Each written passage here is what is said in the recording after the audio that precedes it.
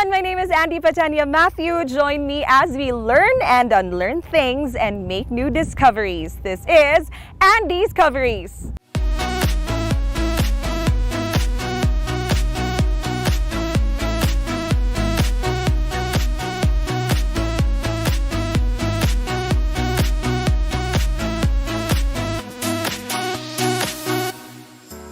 In just a few days, what's going to be named as the country's longest bridge, spanning 8.9 kilometers in length, is going to open its toll gates to the public. In today's episode, we are going to discover the operational details of the Cebu Cordova Link Expressway, such as the do's and don'ts for motorists, toll fee payment instructions, and other valuable information that you need to know if you're passing through the CCLEX for the very first time. Welcome to the Cebu Cordova Link Expressway!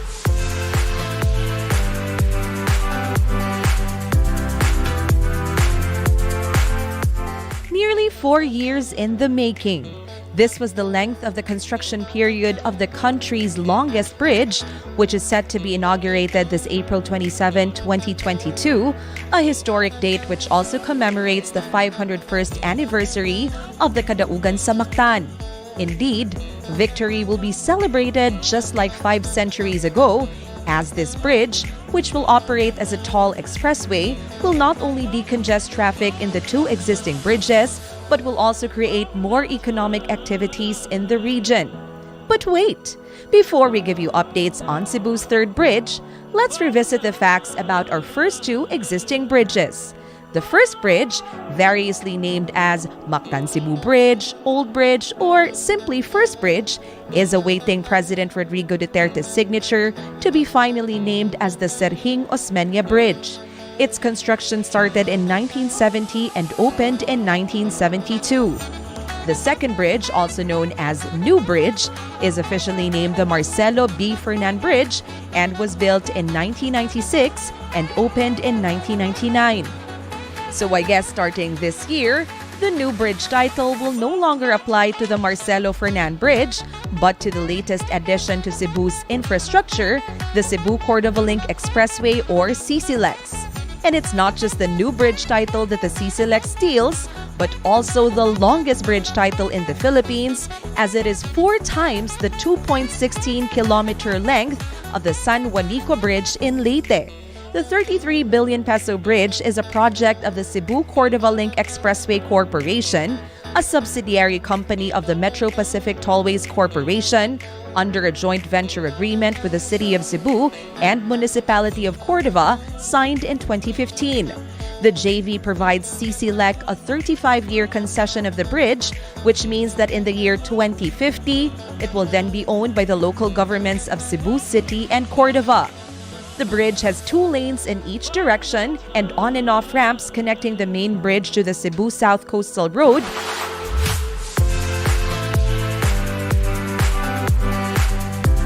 as well as a viaduct that levels down to a causeway in Cordova's Barangay Pilipog.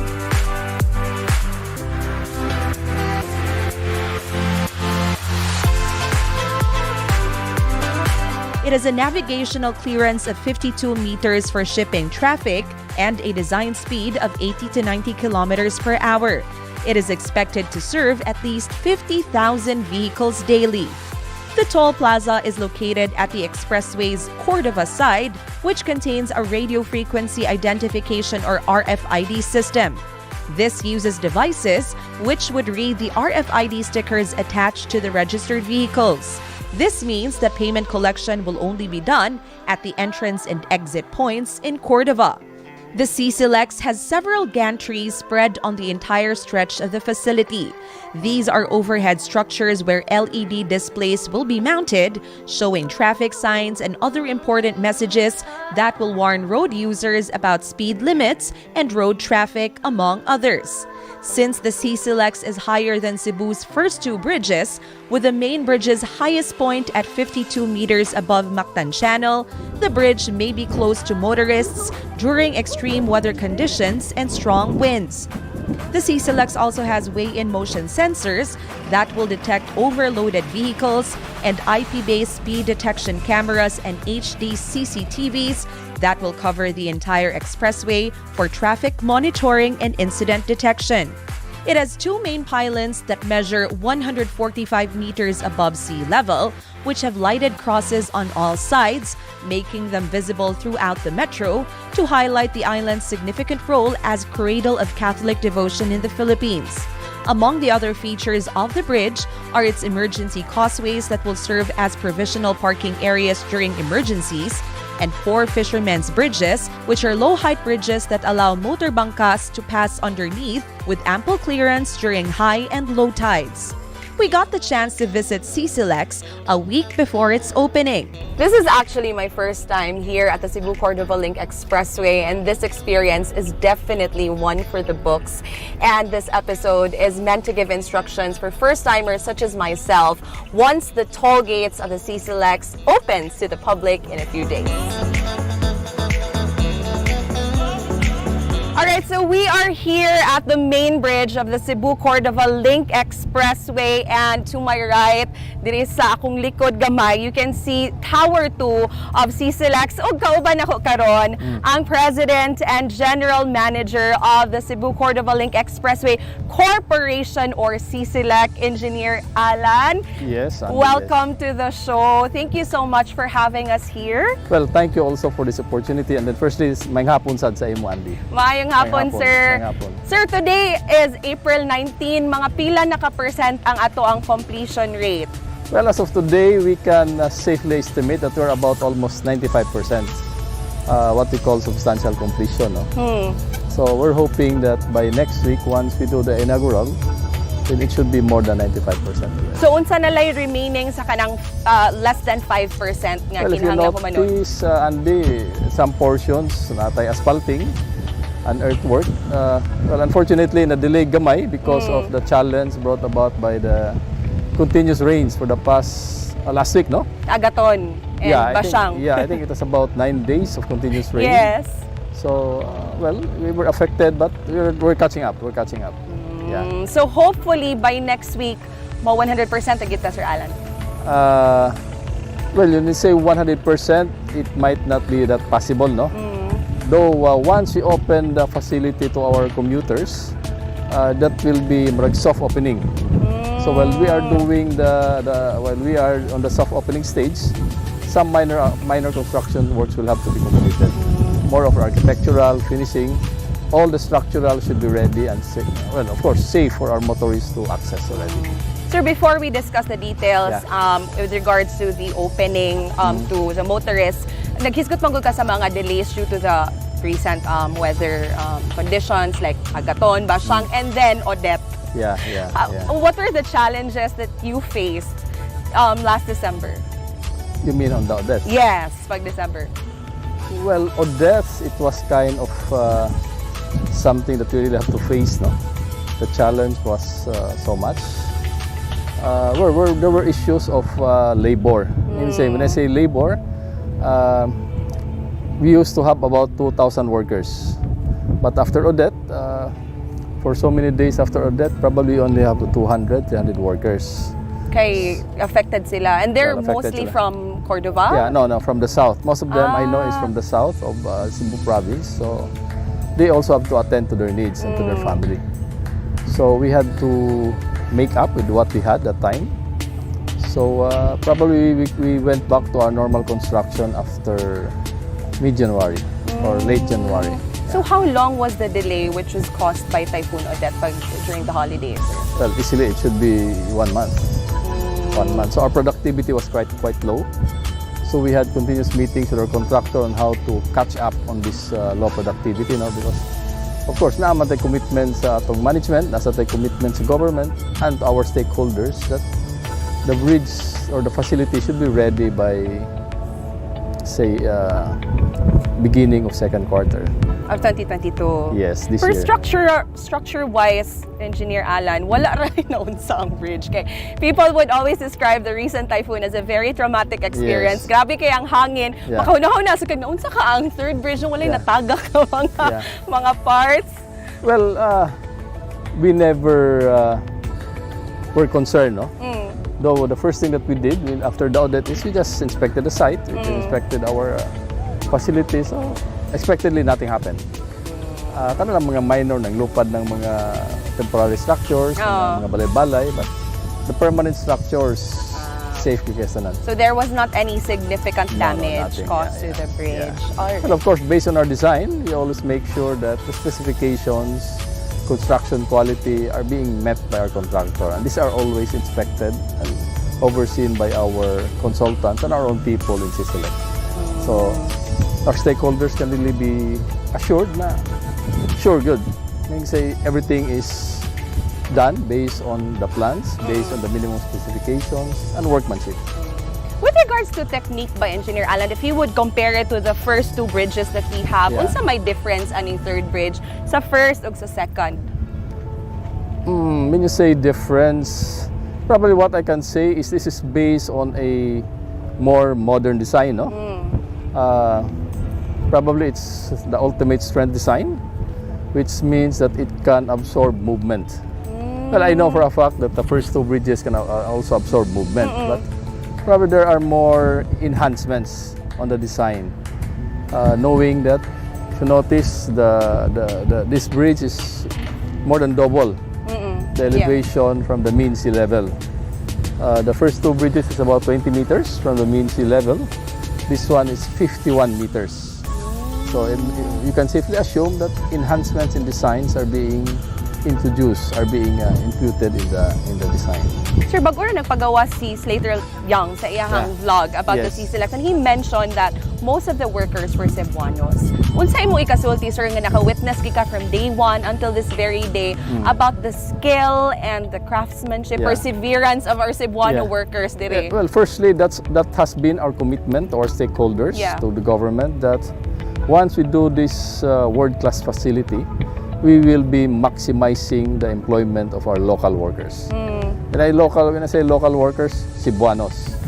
Even our management team in CCLEX, like me included, we are all unadulterated Cebuanos. Bisaya gyud. Bisaya gyud, Bisaya gyud. Of course, we had to get some consultants on a contractor basis to also help us on managing the construction. No? These are the consultants, the Spaniards are the contractors, we have the British. Because these are guys who did this kind of structures in other places of the world. So amazing. What's good about it is, we have our own local guys. The consultants and the foreigners can do technology transfer to our people. No? So once we do succeeding or subsequent or future constructions like this, then our own local guys are already possessed with the technology transferred from our partners. So upgraded na ilang skill set, sir? Well, upgrading is always continuing. Di man pwede that you stop learning. So makaingon gyud ka, sir, nga dugo og singot sa mga Bisaya gyud ning third bridge. Correct. Dugo og singot gyud. Sir, can you tell us more about the details about our soft opening in a few days? Kay mo jud yang giatangan sa kadaghanan gyud because this is an iconic infrastructure project in the province of Cebu. Yes. What are we going to expect? Well, do we have a final date, by the way, sir? We got a confirmation from the Office of the President that the inaugural will happen on April 27. April 27. That's towards dusk, no? Or 5 p.m. The reason there is once we do the culminating activity of that event, then we will light the 8 process. So that's that's one of the highlights. Yeah, but this is also something that we've already seen katong gilabang si Santo Niño. Yes. And then few days after that, probably we can do the soft opening of the bridge. Okay, so April 27, inauguration pa with President Rodrigo Duterte. Unsa man itong expect, sir, do na tayo program, inviting guests? Yes, our marketing team is already ready or plotting the various programs, no? And we are finalizing the invited guests also. Of course, we are coordinating closely with the Office of the President for logistical, operational, security arrangements. How true is it, sir, nga Kadaugan Santo Niño Bridge? Because we've heard reports nga there were suggestions to name the bridge Santo Niño Bridge. Yeah, it's true. There have been suggestions to name the bridge Santo Niño, no? But nothing has been firm up as yet up to this time. Wala pa. Yeah. Okay. For clarification, sir, the inauguration does not mean the soft opening. So, sa April 27, dili pa siya pwede maagian Dili og pa. mga motorista. Dili pa. Okay. So, kanus amang siguro nato na ma-expect, sir? Well, we're hoping that we can accommodate our motorists on a soft opening arrangement, probably on the April 30 or April 39. So do already ay. Doon la. Okay. Pero once mag-soft opening, sir, maka-expect gihapon ang mga motorists nga maka-witness gihapon sila mga ginagmay nga mga constructions gihapon. Yes. Okay. Yes. Alright. Yeah. Unsay ato ang mga reminders, sir? Unsay mong gustong iingon nga mga do's and don'ts sa ato ang motorists once ngay open ang toll gates for Well, them? definitely the don'ts is, well, the do's. Okay, the do's You should first. follow the basic rules. Which is? Well, for one, the speed limit. Which is? Well, there are ranges now from 80 to 60. And then we have our own patrol crew 24/7. So you should try to obey them. Pero kaninyong patrol, sir, this is under CCLEX. Under CCLEX? Yes, Okay. And then we also have our security team. So, na penalty, sir, if mag-overspeed? Kung saan na yung citation ticket? Yes, we are already coordinating with the Land Transportation Office on how to work with them, no, in terms of enforcement. As a matter of fact, this patrol crew has to be accredited by the Land Transportation Office.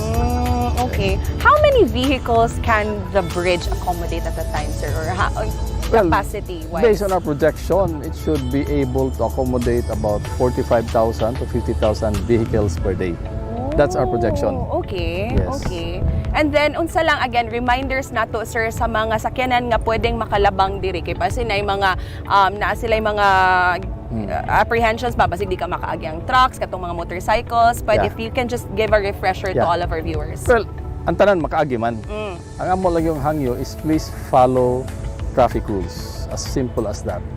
So when you say unsa nga sakyanan, from motorcycles, class 1 vehicle, kani mga auto, mga SUV, probably the small buses, and the big ones. Tanan, makaagi. Even mga bisikleta, pwede. Sa kilid, sir, no? Yes, pwede. Anyway, naaman tayo road weather information system. So ato sa nang kontrolahon. Kusog ang hangin, o na bagyo, natural, among ingnon itong muaging, especially the smaller ones, na ay lang usa. So, ninayon na ito nga mo hinahinay ang hangin. Kani Sir Alan, we're curious good ang kadaghanan. Do we already have the finalized rates for the toll fee? Not yet, but we have certain numbers which we're going to present to our grantors. Let's say grantors, the City of Cebu and the Municipality of Cordova. But as to the range lang siguro, sir, para naa sila yung expectations. Well, for the range, probably for class 1, between 90 to 95. Per entry? Per entry. Okay. Then class 2, 180, between 180 and 190. And then class 3, the big ones, probably 270 and between 270 and 280. But syempre the bikers and the pedestrians, Libre na Libre sila. sila. Basta minaw lang yun, observe lang yun sa rules. dapat dili magpabadlong diri sa Okay, kung dili CCLEX. ma-observe sa rules, adi na tupsudlon. With regards to co-answer, the payment for the toll fees, unsa man, because we've read news reports that this is going to be a cashless transaction. Yes, correct. How is it going to happen in connection to the RFID stickers that were already installed to the vehicles? Yeah. Right now, if I'm not mistaken, we have about almost 40,000 vehicles installed with the stickers and the card, no? And there are about almost 55,000 registered. So between now up to the soft opening, we should be able to hit more than 50,000 installed. What we're planning to do is for the first few weeks during the soft opening, we can consider accepting cash, usa. Okay. While doing the massive testing sa atong cashless. So na tayo mga lanes nga pwede cash, pwede og cashless. So together with our testing. So that probably by May 16 or end of May, kung pwede, full cashless na gid ta. Digital na gyud. Yes. Kasi pamaagi sa cashless, sir, GCash or bank transfer, unsa ang pagbayad? Well, naatay ginatawag platform which is unique to the MPTC group or the Metro Pacific Tollways Group, kanatong Drive Hub. So that to that platform, pwede na ka mo load sa imuhang RFID. So nasa na sila yung mga reloading partners. So you only have to download it, and Yes. then you can top up through Your digital wallet. Yes, digital wallet, and then you can transfer from your bank account, GCash, Paymaya, even 7-Eleven, and etc. So kung cashless na, sir, igo na lang siya mo minus. Unsa man di gamit sa RFID, sir? Like once you pass through the tollway, naabay mo detect sa imong sticker. Yes, ma-read man sa among antenna. So kung well, of course, na-gyud load imong account, no, para So kung why load ka kasod. Adi ka kasod. Okay, dayon. Yeah. So na-load imong account, inig-agi nimo sa atong toll plaza or sa toll gates, mo-open na siya automatically. So ma-read to ang imong sticker. In case, in the remote cases nga dili siya ma-open from your sticker, Yeah. naam kay card. So katong card pwede sa itong tap sa reader. So na ay chances nga dili mo read if ever ma-defective ang sticker nga. Yes, in remote cases. Okay. Ang kaning atong RFID installation, sir, will this continue even after the inauguration, the Yes. soft opening? Wala tay deadline ani. Wala. And this will still be free even until then? Yes, but yeah. That's we haven't firmed up on when we charge for the cost of RFID now. But for now, we decided it will continue to be free. Okay. Sir, if you can briefly explain to us kani atong emergency nga causeway in kaso dunay mga maabirya nga mga sakyanan, unsay pamaagi ani, sir? Yeah, part of our causeway is naatay 5 ka emergency lanes, no? Or that's about a lay-by for every 2 kilometers, no? So there's a lay-by for every 2 kilometers. So pwede ka magpadaplin dito na emergency. Naamsad tay gina-procure, which should be ready anytime now, kaning mga equipment recovery vehicle, kaning mga dagko nga in kaso na mabirya din siya. Unsay mong gusto iingon sa ato ang excited na kaayo nga publiko nga makaagi diri sa umaabot nga adlaw? Unsay mong mensahe kanila? Well, akong mensahe sa atong mga partner motorists, atong mga stakeholders, gamay na lang yun. Gamay utong na lang. Gamay na lang yun. So in the coming weeks, pwede na yun ma-enjoy na to ang facility. And then ang ato lang yung hangyo is kindly observe the basic traffic rules and regulations lang yun. Ana lang yun. Paliham at ang tanan, safety first before anything else.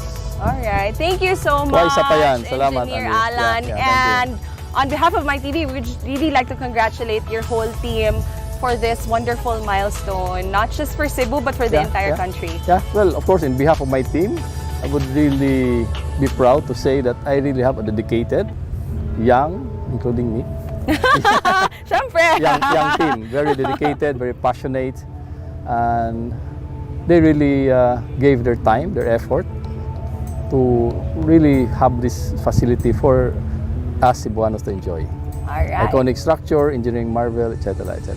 Nice. Yeah. Congratulations. Salamat, Thank you so salamat, much, Sir Chad. Alan. Okay. And alright, so atngan ang pag-abli sa atong Cebu Cordova Link Expressway. Gamay na lang gid kuwang paabot lang kita. Yeah, pohon, gamay na lang yun. Salamat. Of course, we also took the chance to interview the hardworking Cebuano members of CCLEX construction team whose labor of love made this monumental project possible. Kauban nato karon ang usa sa mga rigger operators niining Cebu Cordova Link Expressway, si Kuya Jorson. Hi Kuya, pila nakakatuig nagtrabaho diri sa bridge? Mga 4 years above na, ma'am. Unsa lay mga challenges Kuya kanang sa una pag day 1 nimong pagsugod hangtod nahuman na kasi imong mga tasks? Ang challenges, ang pagsugod, critical kayo. Pre lang, ampun na sa bago, tikas siya. Ang nahuman ng dugay yun. Safety ang ginabuhi. Among pamilya, nagpabot sa mga probinsya, kada muli ka na sa daswildo, makasupport mo sa pagkaon. Pero Kuya, magtanaw ka karon sa bridge, unsay mo kasulti nga usa ka sa mga nitabang yod nga matuman ning ato ang ikatulong taytayan sa Subo. Mga bridge naman, mga sa Cebu, Pilipinas, kani may pinakataas nga bridge na kanindot. Kakahira sa bridge. So proud kasi mong kaugalingon? Yes, mama. Matiguang ko, mga anak. Mga anak kong bridge, nahuman ako, mga bawso na. Nakaiwa pangabog yung mga anak, badam lang. Kita matiguang mo.